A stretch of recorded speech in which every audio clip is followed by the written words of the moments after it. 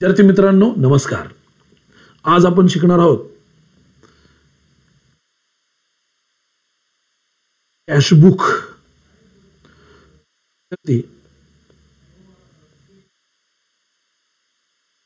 सेमिस्टरच्या परीक्षेला कॅशबुक हा धडा असतो, त्यावेळी त्याचा अभ्यास करतात तर बरेच जण त्याचा अभ्यास करायचा विसरूनच जातात.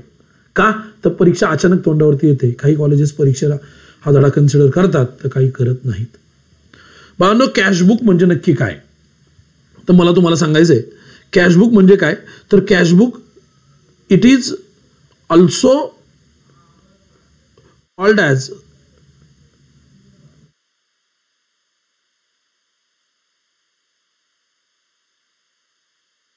Cash box. लहानपणी किंवा कुठल्या तरी दुकानात गेल्यावर तुम्ही सगळ्यांनी एक कॅश बॉक्स बघितला असेल.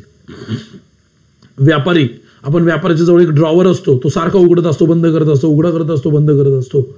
त्या ड्रॉवरला व्यापारी कॅश बॉक्स असं म्हणतात, तर मारवाडी लोक त्याला गल्ला असं सुद्धा म्हणतात. बाळांनो, हा जो कॅश बॉक्स आहे, या कॅश बॉक्समध्ये रोज सकाळी तो ज्यावेळी येतो आणि तो ड्रॉवर किंवा तो कॅश बॉक्स उघडतो, त्यावेळी त्या कॅश बॉक्समध्ये जे पैसे असतात त्या पैशांना आपण म्हणतो सांगा लवकर बाळांनो, आपण त्याला ओपनिंग बॅलन्स असे म्हणतो. त्याच्यानंतर दिवसभरात त्याच्याकडे जेही पैसे येतात तो त्या ओपनिंग बॅलन्समध्ये ऍड करत जातो. जे पैसे येतात त्या पैशांना आपण रिसिट्स असं म्हणतो.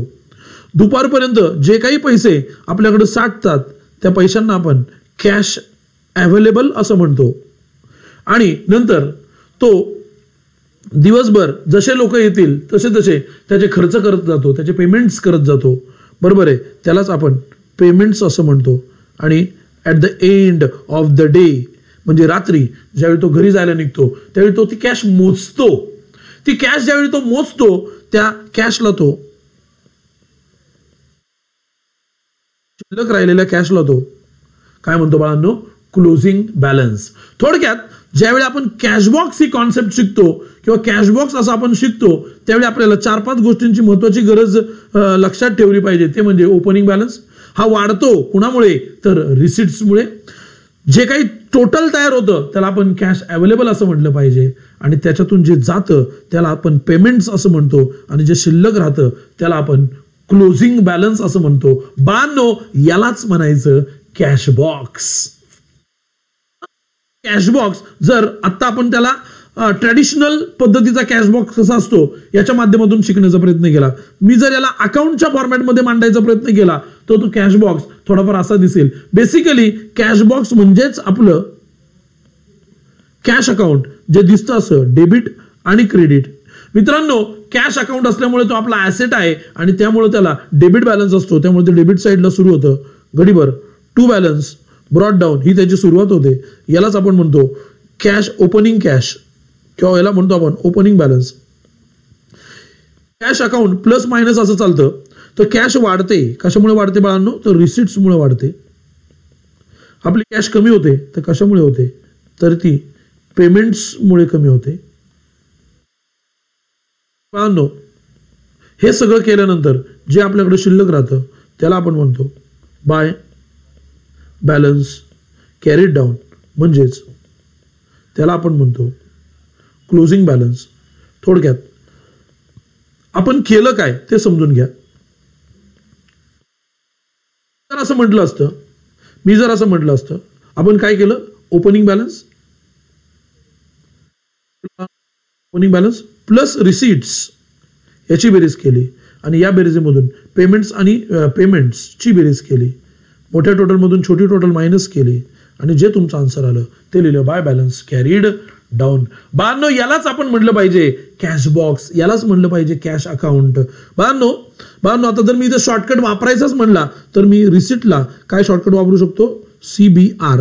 पेमेंटला जर शॉर्टकट वापरायचं म्हटलं तर मी काय वापरायला पाहिजे, CBP. What is CBR? कॅशबुकची रिसिट साईड. आणि व्हॉट इज CBP? ते म्हणजे कॅशबुकची पेमेंट साईड. बाळांनो, मला तुम्हाला एवढंच सांगायचंय की रिसिटमुळे कॅशचा बॅलन्स वाढत जातो तर पेमेंटमुळे कॅशचा बॅलन्स हा कमी होत जातो. मित्रांनो, आपण या ठिकाणी थोडक्यात शिकायचा प्रयत्न केला कॅश बॉक्स म्हणजे काय. बरोबर आहे. जर तुम्हाला या कन्सेप्टमध्ये काही प्रॉब्लेम आला असेल, डाऊट आला असेल, तर या ठिकाणी मी तुमच्यासाठी 24/7 अवेलेबल असणार आहे. आणि त्यासाठी तुम्हाला 2 गोष्टी करायच्यात. एक गोष्ट करायची ते म्हणजे माझा व्हॉट्सअप नंबर आहे, त्या व्हॉट्सअप नंबरला तुम्ही मला पर्सनल टेक्स्ट मेसेज करू शकता, पर्सनल मेसेज करू शकता. माझा नंबर आहे 9850091875. किंवा डिटेल्डमध्ये कॉन्सेप्ट शिकायचे असेल तर तुम्ही माझ्या यूट्यूब चॅनलवरती जाऊ शकता, तिथे तुम्हाला शिकायला मिळेल. आणि सगळ्यात शेवटी माझं टेलिग्राम चॅनल आहे, फ्री मटेरियलसाठी किंवा फ्री गोष्टींसाठी, फ्री नॉलेजसाठी तुम्ही माझं टेलिग्राम चॅनल जॉईन करा. जे विद्यार्थी 2023 मध्ये 11वीची परीक्षा देत आहेत, 2024 मध्ये 12वीची परीक्षा देत आहेत, परंतु किंवा कॉमर्समध्ये कोणतीही गोष्ट या आजपासून पुढचे 4-5 वर्ष तुम्ही करणार आहात, त्याच्यात प्रत्येक डाऊट सॉल्व्ह करून घेण्यासाठी किंवा मदतीसाठी तुम्ही माझ्या नंबरला, चॅनलला आणि टेलिग्राम चॅनलला सबस्क्राईब करायला विसरू नका. Thank you very much. Nitin sir.